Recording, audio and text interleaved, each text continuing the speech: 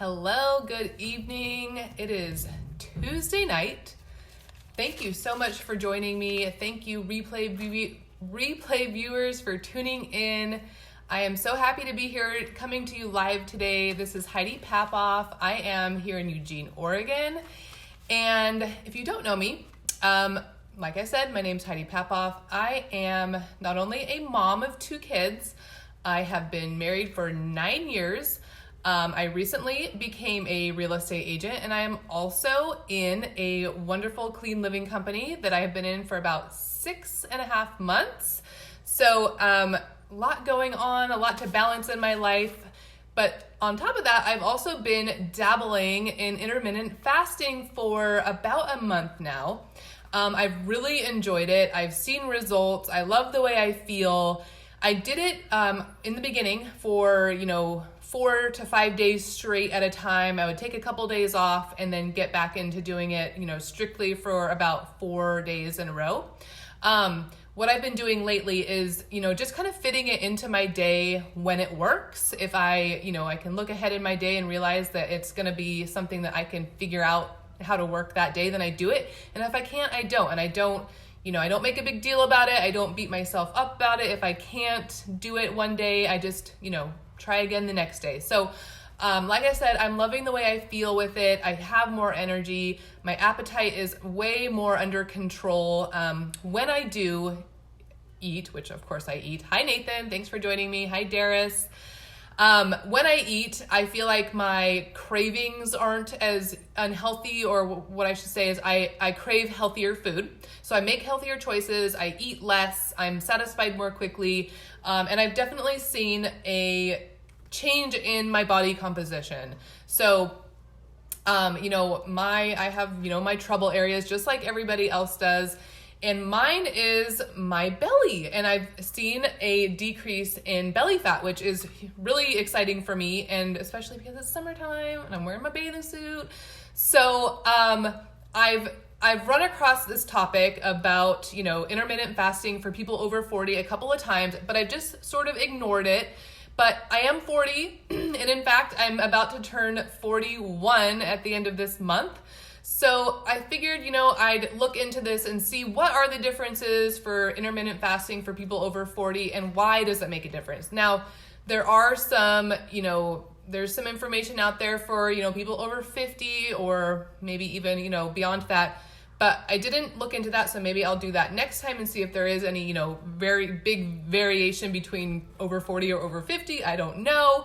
But I figured, probably a lot of people who do intermittent fasting are over 40. So this is a good topic, and I hope that it delivers some value for you. So if you've ever tried intermittent fasting, give me some hearts, give me some, say me in the comments. Hi, Sean, thanks for joining. Let me know if you have thought about doing it, or if you have dabbled in it, or if you're doing it all the time, and what you like about it and your thoughts on it. So healthy intermittent fasting is of course the goal, regardless of what age we're talking about. People who are younger it's okay and still healthy for them to intermittent fast more days in a row. And for anywhere from a fasting period of 16 hours and 8 hours of eating is pretty standard. So people who are younger can fast more frequently or more consecutive days is what I should say. Research has actually found that for older people, one of the benefits that we probably want are some of the cellular anti-aging benefits. So the longer you go through your fasting period, the more that HGH, that human growth hormone, kicks in. So what they're saying basically is, 2 things.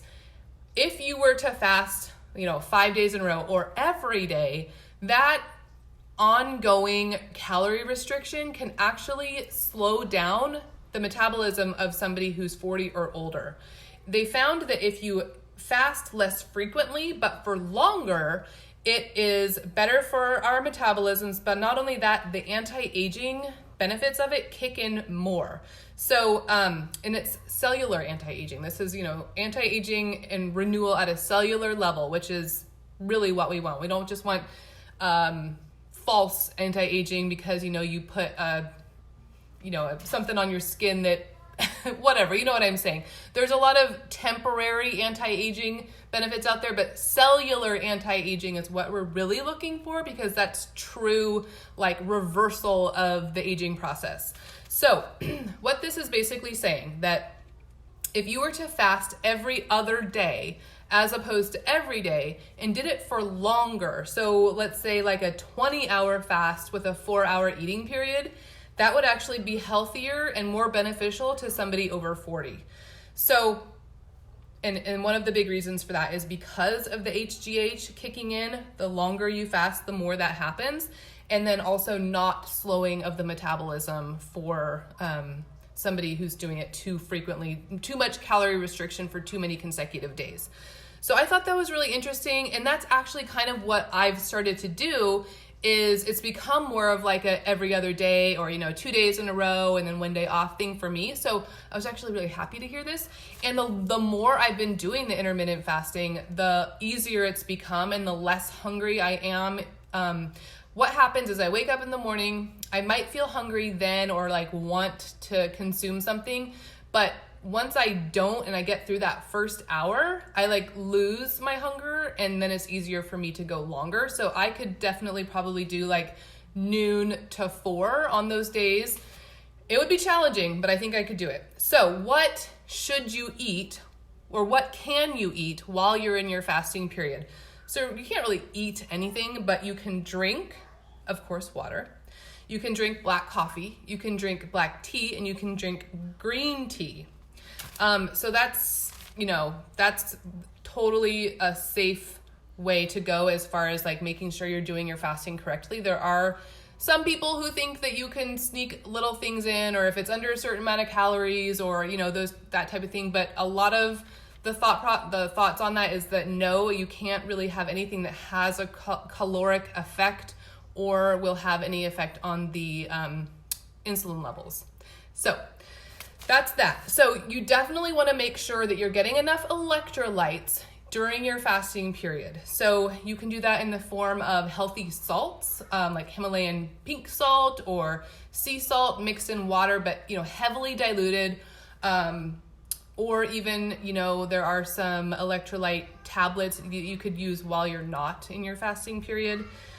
And if you're going to drink caffeine, front load your caffeine into the first part of the day. Now, the reason for this is because when you have been fasting, you're already experiencing heightened levels of adrenaline.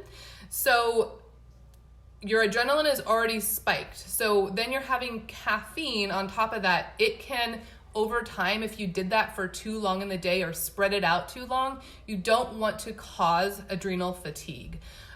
So having your caffeine in the first part of the day, in the morning, up until maybe 12 or 1 in the day is going to be beneficial. That's when your body is already naturally going to be in a more heightened state and, have more adrenaline naturally. So it's more okay. But the longer you get into the evening in that cycle, if having, heightened adrenaline and caffeine, you don't want to risk adrenal fatigue, and, trying to reverse adrenal fatigue can be very challenging. Work out in a fasted state. So when I was first looking into this, I was like, how am I going to work out in the morning? Because as soon as I work out, I want to eat. But they said, so, you want to be careful. You want to ease into this a little bit, but 2 things. So you're going to burn 2 to 3 times more calories, more fat, I should say.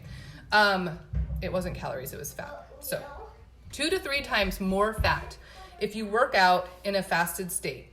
And when you're over 40, you can get just as much benefit, or, enough benefit from working out in much less intensity. So walking, doing weights, it doesn't have to be this high intensity thing. So, when I was thinking about that, I'm like, if I did it like heavy cardio, or I went on a run and I was fasting and then I couldn't eat afterward, that would be very difficult. But you can do a lower intensity type of workout in a fasted state and still get great benefit, and then not have to feel, lightheaded or whatever afterwards. So, that's another tip, is to work out in a fasted state. And then break your fast with something small, lean, small, lean, and healthy.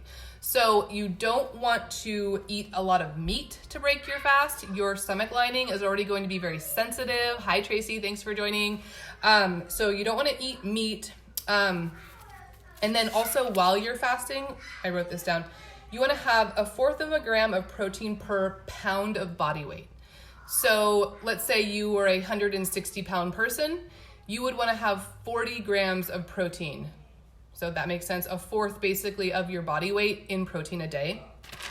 And then also make sure that you have plenty of prebiotic fibers. So fasting increases the good bacteria in your stomach and in your gut, which is great. But you need to feed those probiotics, that bacteria, with prebiotic fibers. So that can be found in asparagus, that can be found in artichoke, that can be found in bok choy, but you can also find it in supplement form. I actually have a great prebiotic shake with the company that I'm with, so if you want to know about that, let me know. And then avoid grains to break your fast. The grains can be very, your stomach lining will be very sensitive to, what am I trying to say? Your stomach and your digestive tract is too sensitive when you've been fasting for grains. That's what I wanted to say. There are much better starches like potatoes, and that includes white potatoes, sweet potatoes, yams, plantains, beets, and parsnips are much better starch choices. And then this last tip. So if you're going to eat meat or some sort of protein during your eating window, make sure you're alternating the type. So if you eat chicken one day, eat fish the next day, or if you eat beef one day, don't eat beef again the next day. And the reason is because every type of meat, thank you, April, I'm glad you're enjoying it and getting value. All of these different meats have different types of bacteria. So to keep the healthy bacteria, or not to, get too much of only one kind of bacteria in your system, alternate the types of meat and the meat sources or the protein sources that you are consuming. So that is what I found out. It was quite a bit of information. The rest of the video went on to talk about what type of supplements you might need, but I think, a lot of us have our supplements figured out.